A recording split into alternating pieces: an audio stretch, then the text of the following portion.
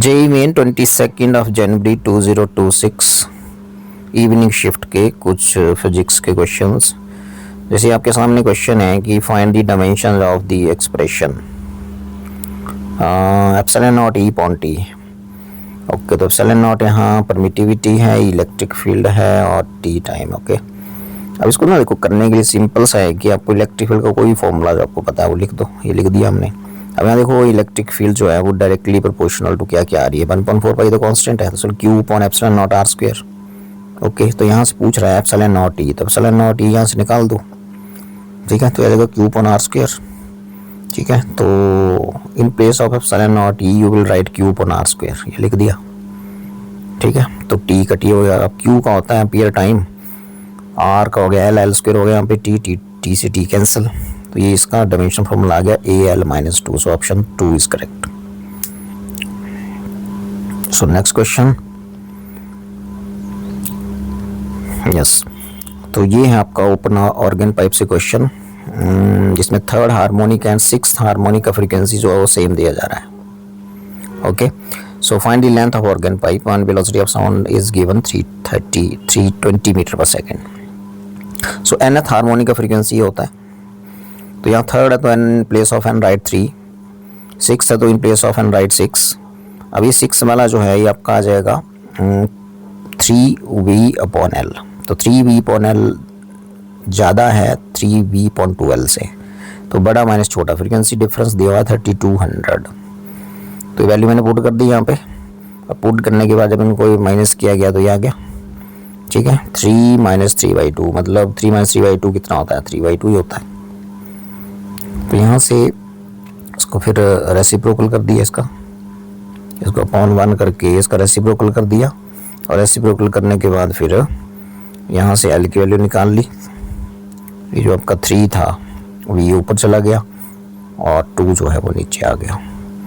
Solve किया 3.20 metre आ गया। इसके बना दिए सेंटीमीटर में आंसर दिया हुआ ना, तो 100 से मल्टीप्लाई करके 15 सेंटीमीटर आंसर आपका आ गया, ऑप्शन 3। उसके बाद एक और क्वेश्चन आपके सामने ये है लॉजिक गेट से। सो इस क्वेश्चन में आपको यहाँ सिंपल ये है आपका एंड गेट। सो ए और बी दो इनपुट हैं, तो आपको आउटपुट में मिलेगा ए एंड बी। उसके बाद इसको नॉट गेट लगाया तो ए एंड बी इसका नेगेट कर देंगे, इसको मतलब बाहर कर देंगे। ठीक है, नॉट कर दिया इसको। और ये है आपका और गेट, तो यहाँ सी और डी, फिर इसको एंड में दे दिया तो इन दोनों का हो जाएगा डॉट, ये इन दोनों का एंड हो गया बीच में। ठीक है, अब फिर इसको नेगेट कर दिया, मतलब बाहर कर दिया सारे को, ये बाहर कर दिया। अब ये थ्योरम है कि यहाँ आपको प्लस देना है तो अलग अलग हो जाएगा, ये अलग अलग हो गया, और यदि यहाँ एंड देना है तो फिर ये भी अलग अलग हो जाएगा, तो ये हो गया। इसका ऑप्शन आ गया 4। तो ये वाला शिफ्ट आसान ही था भाई, इवनिंग शिफ्ट था, ये मॉर्निंग शिफ्ट टफ था। अब ये क्वेश्चन है कंजर्वेशन ऑफ एंगुलर मोमेंटम पे। ठीक है, अब इसमें देखो आप कि इसमें जो दिया जा रहा है आपको वो है 2 masses 2m and m collides with their rod। ये रॉड दी हुई है जिसकी लेंथ L है, 2 मास, ये वेलोसिटी v से इसको कोलाइड करा और ये वेलोसिटी v से कोलाइड करा, ये मास m है, ये 2m है, और ये स्टिक हो गया। यहाँ पे लिखा है कि the rod stick to the rod. ठीक है, चिपक गया इसके साथ। तो भी ऐसे क्वेश्चन में अब आपको पता है v/ω पूछा है, ओमेगा एंगुलर वेलोसिटी है।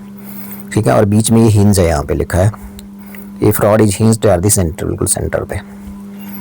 सो इसमें सिंपल है कि कंजर्वेशन ऑफ एंगुलर मोमेंटम लगाएंगे, initial angular momentum is equal to final angular momentum कर देंगे। ठीक है, सो इनिशियल देख लेते हैं। इनिशियल रॉड तो रेस्ट में है, तो ये मास मूव कर रहा है। ठीक है, तो इस पॉइंट ओ के अबाउट क्या हो जाएगा, MBR, तो इसका M2m V × L/4 ये लिख दिया। तो इसका कितना हो जाएगा इस मास का angular momentum about point A, about point O, तो हो जाएगा M वेलोसिटी V इंटू ये डिस्टेंस L/2, ये आ गया। तो AMBL आ गया इनिशियल एंगुलर मोमेंटम, वही लिख दिया। अब ये जब ये मास इसको चिपकेंगे तो एंगुलर वेलोसिटी ये मूव करेगी, बिकॉज ये हिंज है यहाँ पे, रोटेशन में जाएगी, तो एंगुलर वेलोसिटी ओमेगा है। तो फाइनल एंगुलर मोमेंटम क्या होगा, I omega. I is moment of inertia of this system, जिसमें 3 बॉडीज़ हैं। ठीक है, 2m मास है, एक m है और एक रॉड है। तो रॉड का moment of inertia about point O जो सेंटर पे है, और उस जो एक्सिस है वो ये है, ऊपर वाली ये वाली एक्सिस जो ओ से गुजर रही है और इसकी लेंथ के परपेंडिकुलर है, तो उसका मोमेंट ऑफ इनर्शिया क्या होता है रॉड का, ml²/12। ठीक है, अब इस मास का moment of inertia about point O क्या हो जाएगा, 2m mr², 2m into L/4 का होल स्क्वायर, और इस मास का कितना हो जाएगा about point O, m into L/2 whole square लिख दिया। सारा इसको मैंने सॉल्व किया तो यहाँ पे आ गया 11 ml²/24 और साथ में ओमेगा भी है, तो फाइनल एंगुलर मोमेंटम ये आ गया भाई। तो law of conservation of angular momentum क्या बोलता है, final angular momentum is equal to initial, तो ये मैंने फाइनल वाली वैल्यू ये लिख दी, इनिशियल वाला MBL था ये लिख दिया, कैंसिल किया, v/ओमेगा की वैल्यू 11.3 आ गई, सो ऑप्शन 2 इज करेक्ट। ठीक है,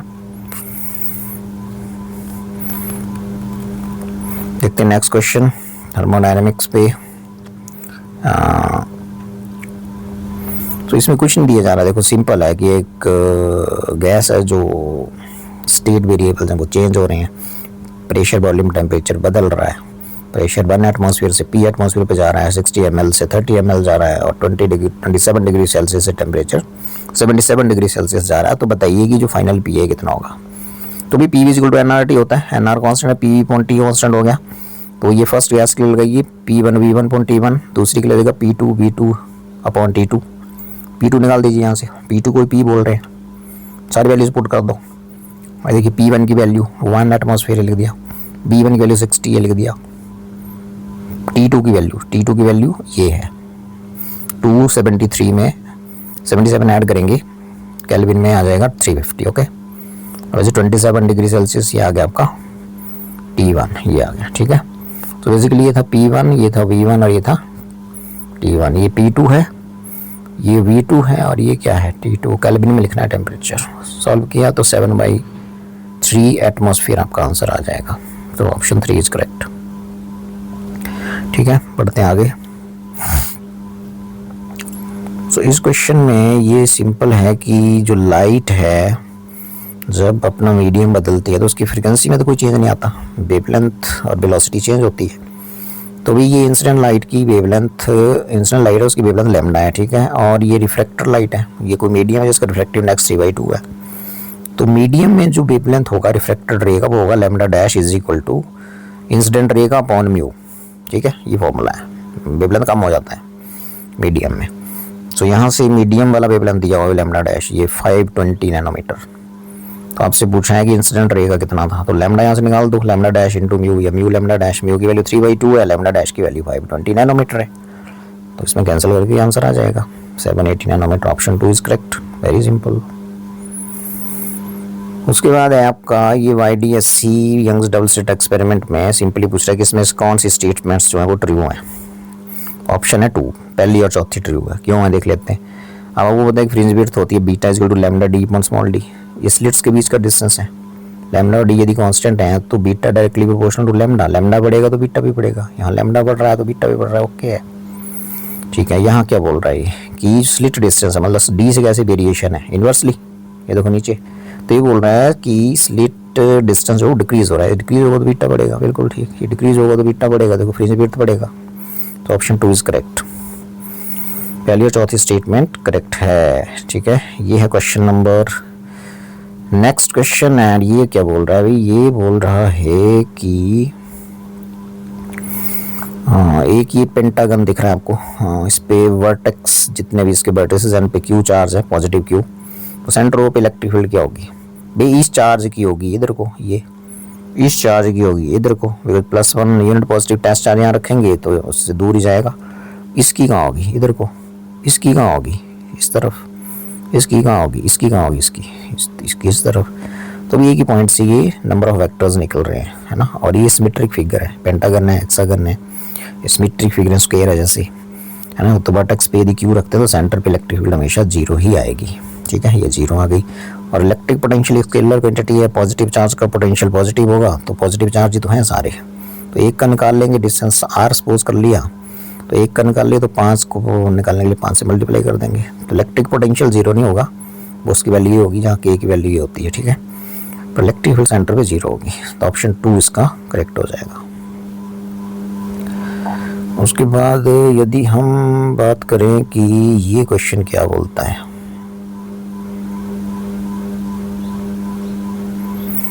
तो ये क्वेश्चन बोल रहा है कि रीडिंग क्या होगी इस समीटर की जब जैसे स्विच को आप जस्ट क्लोज करोगे, क्लोज करने के टाइम उसी टाइम, तो जैसे स्विच को क्लोज करते हैं तो इंडक्टर क्या करता है, इंक्रीजिंग करंट का अपोज करेगा। सेल्फ इंडक्शन इसकी प्रॉपर्टी होती है ना, सेल्फ इंडक्शन, उसकी वजह से इंक्रीजिंग और डिक्रीजिंग करंट का ये अपोज करता है। बिकॉज यहाँ स्विच को आपने क्लोज किया तो जस्ट क्लोज करने के जस्ट तुरंत बाद क्या होगा, ये इंक्रीजिंग करंट का अपोज करेगा, ये भी अपोज करेगा। बोलने का मतलब होगी इस आर में कोई करंट फ्लो नहीं करेगा, इस आर में कोई करंट फ्लो नहीं करेगा। इसका मतलब सर्किट रहेगा कि 9 ओम रेजिस्टेंस के साथ 9 वोल्ट की बैटरी लगी हुई है, तो करंट क्या हो जाएगा, V upon R 9.91 ampere. Option 1 is correct. अब ये आ गया आपका मास पुली सिस्टम पे, ठीक है। अब ये क्या बोल रहा है, चेक करते हैं।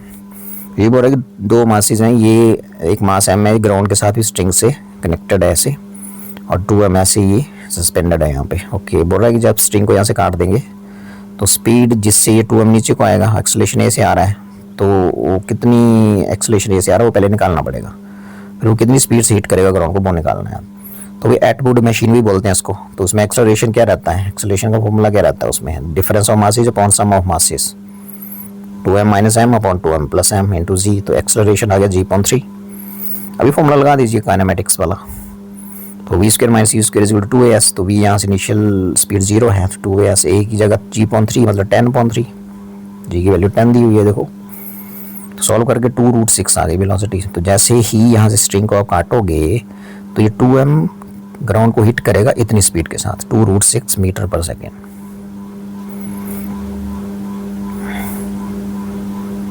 ठीक है जी। सो यदि हम नेक्स्ट मूव करते हैं तो ये है, तो ये क्वेश्चन बोलता है कि ग्राफ बना दीजिए। तो time period of simple pendulum ये होता है 2πl/g रूट। तो यहाँ से t directly proportional to √l आ गया, स्क्वायर करो दोनों तरफ, t square directly proportional to l आ गया। अब t स्क्वायर और l में तो ग्राफ स्ट्रेट लाइन होगा ऐसे, लेकिन ये आपसे पूछेगा कि 1/t स्क्वायर और l के बीच क्या होगा, तो ग्राफ आएगा ऐसे। ऑप्शन 4। बोहर्स मॉडल पे क्वेश्चन देख लेते हैं नेक्स्ट। तो इस क्वेश्चन में ये पूछा जा रहा है कि शॉर्टेस्ट वेवलेंथ लाइमन सीरीज में। अब लाइमन सीरीज आपको तो फॉर्मूला रहता है, तो लाइमन सीरीज में पहले ऑर्बिट पे उसको जंप करके आना होता है और इलेक्ट्रॉन को हायर ऑर्बिट से आएगा, ठीक है। तो शॉर्टेस्ट वेवलेंथ है तो फ्रीक्वेंसी क्या है, फ्रीक्वेंसी हाईएस्ट है। तो हाईएस्ट फ्रीक्वेंसी के लिए जंप कहाँ से करेगा, इन्फिनिटी से। Shortest wavelength mean highest frequency के लिए जंप उसको इन्फिनिटी से करना पड़ेगा। तो यहाँ से सॉल्व करके लैम्डा आ गया 1/r something upon infinity square 0 हो गया। तो यहाँ से लैम्डा आ गया 1/r, लैम्डा दिया हुआ भाई, शॉर्टेस्ट वेवलेंथ दी हुई है 91 नैनोमीटर, ठीक है। और एंगस्ट्रॉम में हो जाएगी ये 910 एंगस्ट्रॉम, ठीक है। अब ये आगे बोल रहा है कि लॉन्गेस्ट वेवलेंथ पास्चन सीरीज में क्या होगा, माने तो लैम्डा डैश होगा, फॉर्मूला फिर लगा दीजिए। पास्चन मीन्स थर्ड वाली सीरीज, तो तीसरे ऑर्बिट पे उसको जंप होके आना है हाइयर से। और ये बोल रहा है लॉन्गेस्ट वेवलेंथ चाहिए, तो लॉन्गेस्ट वेवलेंथ मतलब फ्रीक्वेंसी स्मॉलेस्ट चाहिए। स्मॉलेस्ट फ्रीक्वेंसी के लिए नियर बाई ऑर्बिट से जंप होना पड़ेगा। तो 3 के नियर कौन होता है, 4, ऐसे जंप हो गया 4 स्क्वायर से सॉल्व किया। तो ये आगे सॉल्व करके यहाँ से 1/, lambda dash is equal to r, ये आ गया। अब r ये आ गया ना। अब आपका यहाँ से सो लैम्डा डैश हो गया, यहाँ पहुँच गया। अब इसके बाद ये है यहाँ, और लैम्डा डैश बोल रहे हैं इसको। सो लैम्डा डैश आपका आ जाएगा यहाँ से 1 रेसिप्रोकल करिए, लैम्डा डैश हो जाएगा ये सारी चीज़ें जो हैं 9 × 16 ऊपर और r7 नीचे आ गया। अब 1/r की वैल्यू जो है वो 91 नैनोमीटर लिख दिया। फिर आपने इसको सॉल्व किया तो यहाँ पहुँच गए। अब नैनोमीटर जो होता है वो होता है 10⁻⁹, इसको मैंने ब्रेक करके लिख दिया 10⁻³ × 10⁻⁶, ठीक है। तो यदि इसको ऐसे लिख दिया तो फिर ये आपका माइक्रो बन गया, माइक्रोमीटर, और इसका मतलब 1.87 रह गया इधर। तो ऑप्शन जो होगा इसका वो होगा 3, third option will be the correct option. Okay, so let us move on to the next question. So इस क्वेश्चन में ये सिंपल पूछ रहा है, परसेंटेज एरर पे क्वेश्चन है। सो ये बोल रहा है यहाँ पे कि परसेंटेज चेंज निकालना है हाइट, जो आपका लिक्विड राइज करता है कैपिलरी ट्यूब में, उसका फॉर्मूला क्या रहता है h का, 2t cos θ/r ρg। अभी पूरा डेंसिटी, रेडियस और सरफेस टेंशन डिक्रीज किए 1%। तो भाई ये तो होगी आपकी सरफेस टेंशन, ये होगी आपकी डेंसिटी, ये होगी रेडियस, ठीक है।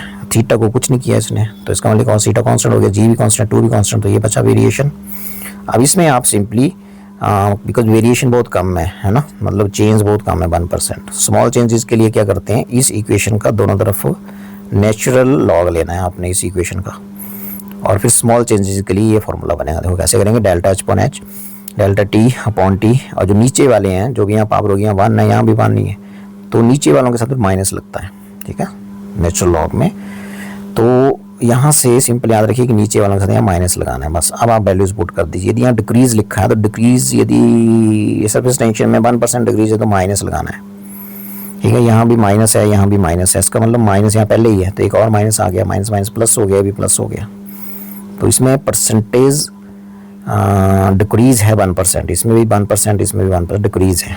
डिक्रीज के साथ मैंने क्या बोला, माइनस लगाओगे, तो माइनस इंटू माइनस प्लस हो गया, माइनस इंटू माइनस प्लस हो गया, ये वाला कैंसिल हो गया, तो प्लस 1% एरर आएगा एच में, परसेंटेज एरर, ओके। उसके बाद ये है आपका क्वेश्चन कैपेसिटेंस से। तो इस क्वेश्चन में देखिए,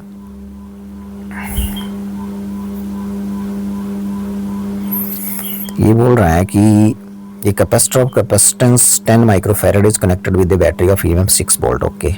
अब बैटरी को डिस्कनेक्ट कर दिया और उसके साथ, उस कैपेसिटर के साथ एक अनचार्ज्ड कैपेसिटर जो है 20 माइक्रोफैराड का कनेक्ट कर दिया। तो क्या होगा, जब उसको आप कनेक्ट करेंगे तो चार्ज की शेयरिंग होगी। These capacitors will share charge till they have equal potential, और उस इक्वल पोटेंशियल को बोलते हैं कॉमन पोटेंशियल। उसका फॉर्मूला ये होता है C1V1 plus C2V2 upon C1 plus C2, okay.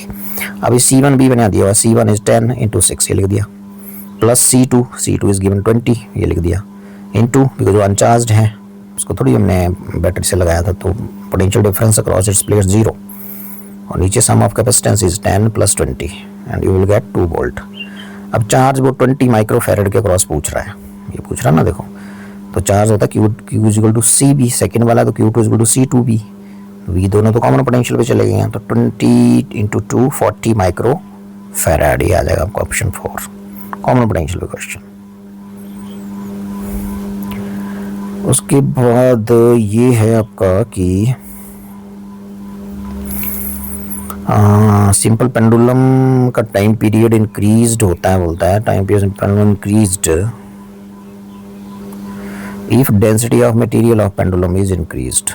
Density को इंक्रीज करते हैं, डेंसिटी से टाइम पीरियड का कोई लेना देना नहीं है, ठीक है। Time period is independent of density, ठीक है। तो इसका मतलब स्टेटमेंट 1 फॉल्स है। स्टेटमेंट 2 में time period of simple pendulum का फॉर्मूला लिखा है, मींस ट्रू है, इसका मतलब थर्ड ऑप्शन होगा इसका ना। Statement 1 is false, 2 is true. आगे बढ़ते हैं। सो आगे है ये क्वेश्चन, इलेक्ट्रोमैग्नेटिक वेव्स का ये मैंने किया सॉल्व। यहाँ देखिए जरा ध्यान से। तो इस क्वेश्चन में क्या बोला जा रहा है, इलेक्ट्रोमैग्नेटिक वेव है जिसकी इंटेंसिटी दी जा रही है। अब इंटेंसिटी का अंडर होता है, ये दिखा है देखो, वॉट पर स्क्वायर मीटर। और वॉट क्या होता है, पावर। पावर होता है एनर्जी अपॉन टाइम, तो मैंने लिख दिया energy upon time, joule upon second, ऐसे लिख सकते हो ना। अब मैं इंटेंसिटी का फॉर्मूला ये भी होता है, याद रखना है। इंटेंसिटी होती है EM वेव की energy density multiplied by EM wave की वेलोसिटी वैक्यूम में, ये ठीक है, फ्री स्पेस में, ठीक है। वैक्यूम बोल दो, फ्री स्पेस एक ही बात है। तो अब यहाँ से बड़े ध्यान से देखोगे तो यदि मैं एनर्जी डेंसिटी और C का यूनिट निकालूंगा तो ये आना चाहिए ना, फिर तभी तो I को तुम ऐसे लिख सकते हो। तो देख लो, एनर्जी डेंसिटी होती है एनर्जी पर यूनिट वॉल्यूम, मतलब जूल पर क्यूबिक मीटर, और C का यूनिट क्या होता है, मीटर पर सेकंड। तो इसको मीटर से 1 मीटर कैंसिल हो गया, तो ये बचा जूल सेकंड मीटर स्क्वायर बचेगा, ठीक है। इसका मतलब आप जो इंटेंसिटी है EM वेव का, उसको ऐसे भी लिख सकते हैं, energy density into EM wave की वेलोसिटी फ्री स्पेस में। अब एनर्जी डेंसिटी का फॉर्मूला क्या होता है, ये होता है half epsilon not electric field की पीक वैल्यू का स्क्वायर इनटू C। अब E नॉट क्या होता है, इलेक्ट्रिक फील्ड जो होती है पीक वैल्यू उसकी, वो C टाइम्स होती है B नॉट का। तो इसका मतलब E नॉट की जगह ये लिख दिया, ठीक है। E नॉट की जगह क्या लिख दिया, E नॉट की जगह लिख दिया C B नॉट, ठीक है। सो यहाँ से यहाँ बड़े ध्यान से देखो तो यहाँ लिख देते हैं ई नॉट की जगह ये लिखना है सी बी नॉट, तो ये हो गया बी नॉट पहले लिख दो, बी नॉट स्क्वेयर है तो बी नॉट का स्क्वेयर इंटू सी का स्क्वेयर, ठीक है। और एक सी यहाँ पहले ही है तो ये बन गया आपके पास सी की पावर ये स्क्वेयर आ जाएगा और यहाँ इसकी पावर कितनी हो जाएगी 3, ये आ गया। तो अब यहाँ से आप पूछ रहा है कि बी नॉट कितना होगा, ये पूछ रहा है कि peak value of magnetic field कितनी होगी, तो बी नॉट यहाँ से निकाल लो, तो बी नॉट स्क्वेयर आ गया, क्या आ गया बोलो, देखो सी की पावर 3 है यहाँ पे, तो बी नॉट स्क्वेयर हो जाएगा 2 हो जाएगा वो 2i upon epsilon not e 2i upon epsilon naught c cube, ये आ जाएगा। और फिर ये स्क्वेयर जो है वो दूसरी तरफ जाके क्या बन जाएगा अंडर रूट, और ये बन जाएगा अंडर रूट ऐसे। अब सारी वैल्यूज पुट कर देते हैं 2, ये देखिए 2i की वैल्यू दी हुई है 4 इंटू 10 पावर 14, यही है ना, बिल्कुल ठीक है, लिख दी। एप्सिलॉन नॉट की वैल्यू दी हुई है, सी की वैल्यू भी दी हुई है 3 इंटू 10 पावर 8, ये लिख दी, उसका स्क्वेयर है, ठीक है। स्क्वेयर में यहाँ पे क्या है, यहाँ पे है या यहाँ पे क्यूब,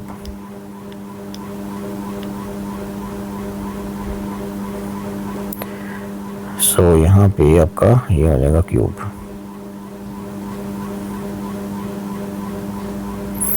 सभी जब तुम सारे उसको सॉल्व करोगे तो आपके पास आंसर आ जाएगा 1.83 टेस्ला, मैग्नेटिक फील्ड का टेस्ला होता है, ठीक है। तो ये था।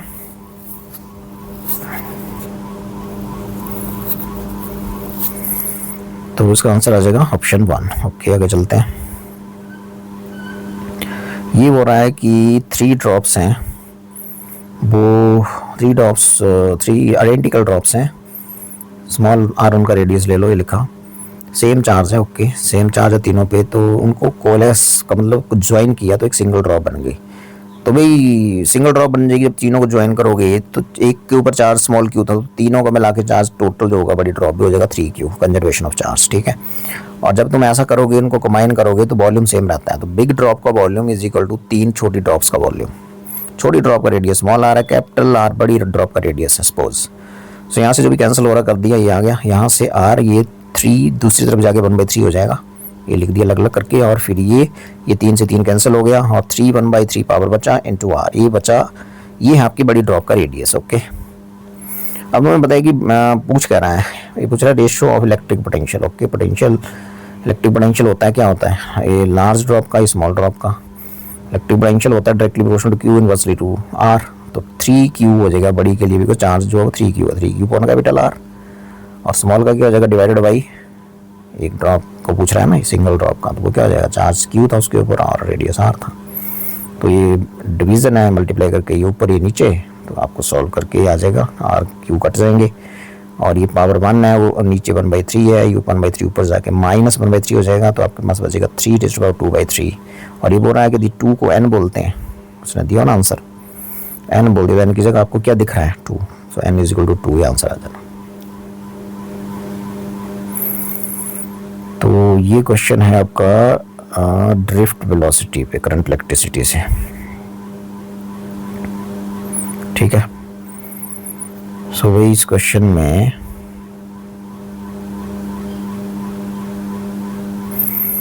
देखिए जरा क्या हो रहा है। मेटेलिक कंडक्टर है, लेंथ 2 मीटर है, cross sectional area 0.2 millimetre, whole scale लिखना है यहाँ, ये देखना जरा ध्यान है ना। स्टडी करंट इतना चल रहा है 1.2 एम्पियर, पोटेंशियल डिफरेंस इतना लगा दिया, ओके। ई की वैल्यू दी हुई है, चार्ज डेंसिटी दी हुई है, मतलब मोबिलिटी ऑफ चार्ज कैरियर्स पूछ रहा है। तो मोबिलिटी होता है drift velocity per unit electric field, ठीक है। तो यहाँ से तुम्हें पता है कि आई और ड्रिफ्ट वेलोसिटी, करंट और ड्रिफ्ट वेलोसिटी में रिलेशन होता है, जहाँ नंबर डेंसिटी है, A cross sectional area conductor का, e magnitude of charge on electron है, फ्री इलेक्ट्रॉन, तो यहाँ से बी निकाल लीजिए, तो वी हो जाएगा यहाँ से एन ए नीचे आ जाएगा, तो इस बी की वैल्यू यहाँ पुट कर दीजिए, कर दी, ठीक है। अब इलेक्ट्रिक फील्ड होती है potential difference divided by length, है ना, E=dV/dx, तो वो वाला लिख दिया। तो यहाँ से तो ये v यहाँ रहेगा ना, एक बी भी तो है, एल ऊपर चला गया ये वाला, ठीक है। तो ये आ गया, सारी वैल्यूज पुट कर दी, है ना। v की वैल्यू कितना वोल्ट है, v की वैल्यू 2 वोल्ट है, 2 भी लिखनी है यहाँ पे। ये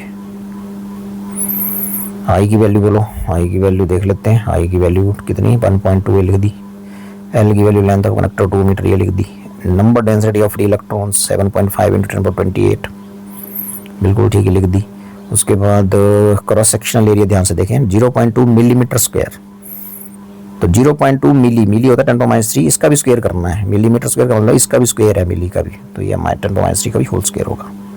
और उसके बाद ई है, तो ई तुम्हें पता ही है क्या होता है 1.6 इंटू दिया हुआ है, देखो यहाँ पे ये 1.6 इंटू 10⁻19 कूलम, ठीक है, कूलम नहीं लिखा है यहाँ, कूलम ये, ओके। उसके बाद फिर ई के बाद क्या है, ई के बाद है पोटेंशियल डिफरेंस, पोटेंशियल डिफरेंस कितना वोल्ट है 2 वोल्ट, ये लिख दिया। तो भाई इसको यदि हम सॉल्व करेंगे तो यहाँ 10⁻19 है, ओके, इसको सॉल्व करेंगे तो आपके पास ये आ जाएगा 5 इंटू 10⁻4 मोबिलिटी, ठीक है। और फिर ये बोल रहा है x इंटू 10⁻4 है, तो इन प्लेस ऑफ x आपको क्या दिख रहा है 5, तो 5 आंसर आ गया। और ये कौन से यूनिट्स लिए मैंने, SI यूनिट्स में ही आंसर आएगा, ओके। उसके बाद है ये वाला क्वेश्चन देख लेते हैं दोबारा। तो इसमें कुछ नहीं है भाई, इसमें तुम्हें पता है कि सर्कुलर कॉइल रोटेट कर रही है मैग्नेटिक फील्ड में, इसका मैग्नीट्यूड इतना टेस्ला है, स्पीड आरपीएम में दी हुई है, तो आरपीएम का आरपीएस बनाइए, 60 से डिवाइड करिए, आरपीएस मीन्स रोटेशंस पर सेकंड, और आरपीएस क्या होता है फ्रीक्वेंसी, तो 1.10 आ गई फ्रीक्वेंसी, ठीक है। अब तुम्हें पता है कि फ्लक्स होता है BA cos थीटा, थीटा यहाँ ओमेगा टी है, एंगुलर वेलोसिटी ओमेगा से रोटेट कर रही है, ओके। सो फैराडे लॉ लगा लीजिए यहाँ पे इलेक्ट्रोमैग्नेटिक इंडक्शन का। सो E इज इक्वल टू हो जाएगा -BA d/dt, चेंज हो रहा है एंगल, सो आ जाएगा cos ओमेगा टी, ओके। तो cos का डिफरेंशिएशन लगाएंगे तो आ जाएगा sin ओमेगा टी, ओमेगा आ जाएगा बाहर को, ठीक है। क्रॉस सेक्शन एरिया जो होगा वो हो जाएगा सिंपली सर्कुलर कॉइल का होता है πr², तो ये आ गया, और ओमेगा होता है 2π सारी वैल्यूज पुट कर लो। इंड्यूस जीएमएफ की वैल्यूज ने दी हुई है, देखो इंड्यूस जीएमएफ कितना प्रोड्यूस हो रहा है इसमें, इंड्यूस जीएमएफ प्रोड्यूस हो रहा है 1.6 मिली वोल्ट, ये लिख दिया। बी की वैल्यू 0.5 टेस्ला ये, और ये पाई इंटू ये पाई स्क्वायर की 10, फिर बचा r², तो r तो निकालना है, इंटू 2 ये बचा 2, और न्यू की वैल्यू 1/10 ये लिखी है, निकाली थी मैंने, और साइन ओमेगा टी साइन 30 होता है हाफ, ठीक है। अब ये देखो ना यहाँ पे क्या होगा कि 2 से ये वाला 2 कैंसिल, और आपके पास ये बचेगा, ठीक है। ये बचने के बाद यहाँ से आपके पास आगे ये डेसिमल यहाँ से हटा दो, तो 25/100 ऊपर चला गया, 16/10 नीचे रह गया, कैंसिल करके आ गया, तो ये आ गया r², तो स्क्वायर रूट करेंगे तो 16 का स्क्वायर आ जाएगा, स्क्वायर रूट आ जाएगा 4, 25 का 5, और 100 का आ जाएगा 10, तो ये बन गया 4/50, और ये आ गया मीटर में, इसको सेंटीमीटर में कन्वर्ट करें तो 100 से मल्टीप्लाई करेंगे तो आपके पास आंसर आ जाएगा 8 सेंटीमीटर। तो ये था आपका 22 जनवरी इवनिंग शिफ्ट 2026 का फिजिक्स के कुछ क्वेश्चंस। Okay then.